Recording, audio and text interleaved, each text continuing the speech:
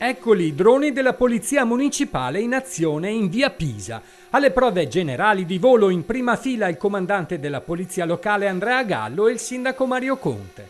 Non è stato scelto a caso questo posto per il test dei nuovi droni. Con i nuovi collaboratori volanti, degrado e criminalità potranno essere contrastati a cominciare da quest'area. Il drone è uno strumento che può essere utilizzato per queste finalità, quindi partire da via Pisa significa anche una rinascita di via Pisa. Incidenti stradali, traffico ed abusi edilizi potranno essere monitorati con l'ausilio dei droni in pattuglia, ma non solo. Con i visori notturni si potranno mettere sotto controllo intere aree della città contro lo spaccio.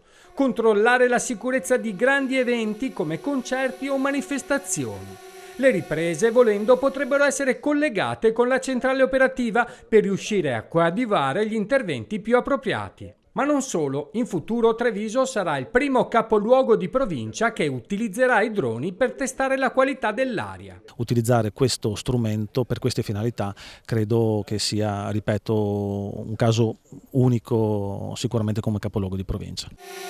I droni che andranno in dotazione al comando di polizia locale sono stati acquistati con una spesa di 12.000 euro dal comune di Treviso. 2 modelli in dotazione. Il drone più piccolo verrà dato in uso ad ogni pattuglia.